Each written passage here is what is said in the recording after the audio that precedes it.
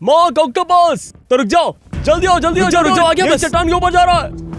Okay ठीक है, ऊपर आ जाओ यहाँ पर। तुम उसका तंबू देख सकते हो, ये वही है, देखो इसको, ये हिल नहीं रहा है। ओ यस यस यस, अब हिल रहा है ये। तैयार हो, मैं इसे पलट रहा हूँ अब। ये रहा, यहाँ पर देखो, जल्दी से देखो।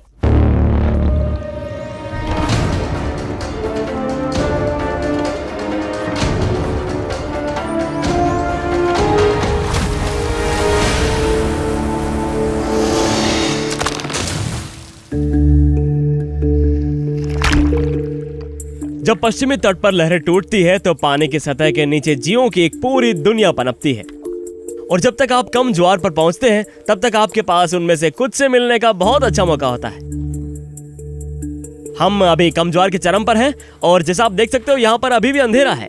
अभी सुबह के लगभग 6 बजे हैं, जो जीवों की खोज के लिए एकदम सही समय है क्योंकि उनमें से ज्यादातर रात में सक्रिय होते हैं। चलो यहाँ पानी की रेखा पर चलते हैं और देखते हैं कि हम वहाँ पर क्या पा सकते हैं। मुझे ज्वार के पुल की खोज करना बहुत पसंद है क्योंकि आप ये जानते नहीं है कि आप किससे मिलने जा रहे हैं। यह कोई संदेह नहीं कि हम ज्वार के पुल वाले देश में वापस आए हैं। ओह यह कैल्प है। और जबकि कुछ प्रजातियां केवल समुद्र में ही दूर पाई जा सकती हैं, सैन पेड्रो कैलिफोर्निया की तट रेखा हमेशा जलीय मुठभेड़ों के लिए तैयार रहती है। यह सिर्फ सही समय पर सही जगह पर होने वाली बात है।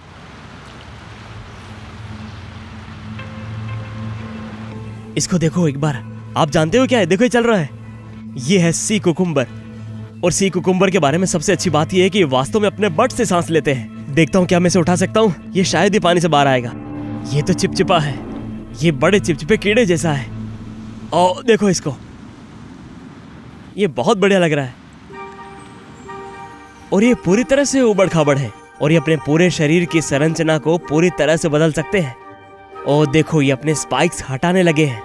जब वो पानी से बाहर निकलता है तो वो बस एक तरह से बेलनाकार जैसा हो जाता है। ये अचार जैसा दिखता है। और ये सी कुकुम्बर जो है वो सब्जी नहीं है बल्कि एक जानवर है।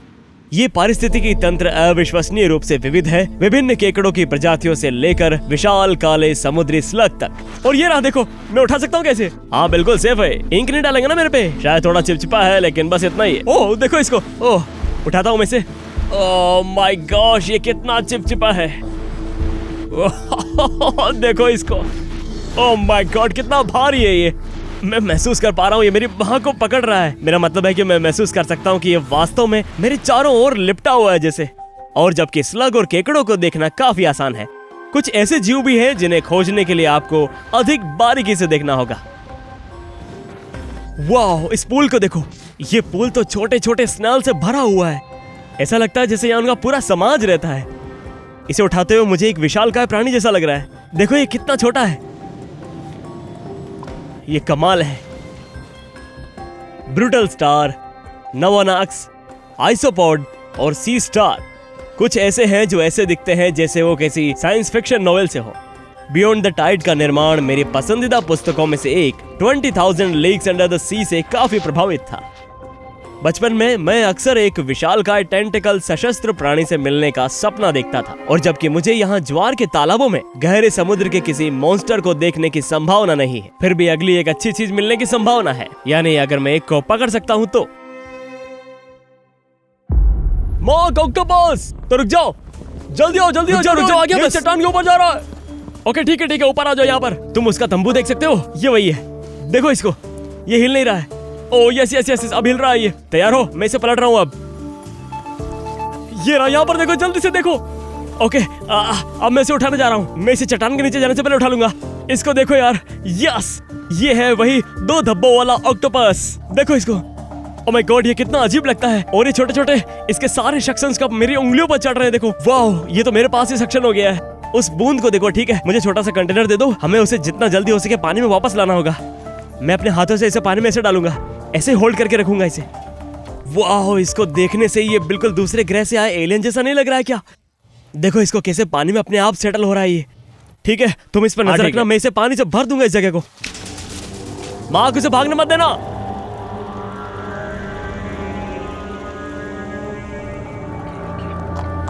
तुम उसे देख रहे हो कैसे जा रहा है वो? उसका छलावरण अविश्वसनीय है, ये अद्भुत है। ठीक है, तो चलो उसका शॉट लेते हैं ताकि तुम उसे बाहर देख सको। छलावरण, और देखो कि ये कैसे अपने शरीर के आकार को इन सभी छोटे पौधों में फिट करने के लिए लगभग बदल सकता है। अगर आपको नहीं पता कि आप वहाँ क्या देख रहे हो तो आपको पता भी नहीं चलेगा कि वहाँ एक ऑक्टोपस भी है। रुको, यहाँ एक छोटी सी गुफा भी हो सकती है और मैं नहीं चाहता कि उसमें चला जाए। इसको वापस हाथ में लेने जा रहा हूँ, बस ये काटे ना। और ये गया क्यूब में। यस यस, वाओ क्या बात है, ये हमारा पहला ऑक्टोपस है जो हमने बियॉन्ड द टाइड में पकड़ा है। इसको देखो एक बार। ठीक है, तो चलो पानी के किनारे से थोड़ा सा ऊपर उठते और उसे कैमरे के सामने लेकर आते हैं। ये बहुत बढ़िया है।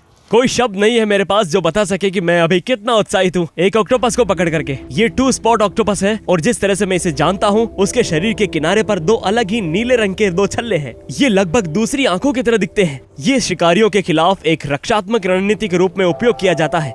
मान लीजिए कि कोई चीज अंदर आती है और कहती है ये ऐसा दिखता है जिसे मैं खाऊंगा। ये ऑक्टोपस अपना शरीर फुला लेता है और उसके नीले छल्ले बड़ी डरावनी आंखों की तरह दिखते हैं जो संभावित रूप से किसी ऐसी चीज को डरा देंगे जो उसे भोजन में बदल सकती है। ऑक्टोपस के बारे में एक बहुत बड़ी विशेषता ये है कि ये अपने पर्यावरण के साथ छलावरण करने की क्षमता रखता है। जब आप इसे यहाँ एक स्पष्ट कंटेनर के अंदर देखते हैं और इसे देखना बहुत ही आसान है, लेकिन जब वे ज्वार के पूल में होते हैं तब वे अपने आसपास की चीजों से मेल खाने के लिए अपनी त्वचा का रंग बदल लेते हैं। ये चट्टानों और दरारों के बीच फिट होने के लिए अपने शरीर के आकार को पूरी तरह से बदलने में भी सक्षम है। इन जीवों को पकड़ना अविश्वसनीय रूप से कठिन होता है। इसलिए जब मैंने इसे उस चट्टान पर पलटा और मैंने देखा तो हमें जल्दी से आगे बढ़ना पड़ा क्योंकि वो दरारों में घुसकर गायब हो सकता था। ऑक्टोपस के मुख्य रूप से 2 भाग होते हैं। ऊपर बड़ा नाशपाती के आकार का जिसे मेंटल कहा जाता है और निश्चित रूप से सामने आपके पास ये छोटे टेंटिकल्स हैं और इन छोटे छोटे सक्शन कप से ढके हुए हैं। ये उन सक्शन कप का उपयोग स्पर्श उपकरणों के रूप में करते हैं। ये उन्हें अपने वातावरण को महसूस करने में मदद करता है और ये भी पता लगाने में कि खाने में क्या खोज रहे हैं। अब ऑक्टोपस अपने शिकार को पकड़ने के लिए 2 तरीकों का उपयोग करता है। या तो वे घात लगाकर बैठे रहेंगे और किसी चीज के आने का इंतजार करेंगे या आक्रामक तरीके से शिकार का पीछा करेंगे। सबसे पहले वो अपनी टांगों को किसी भी चीज के चारों तरफ लपेट लेते हैं और उसे घेर लेते हैं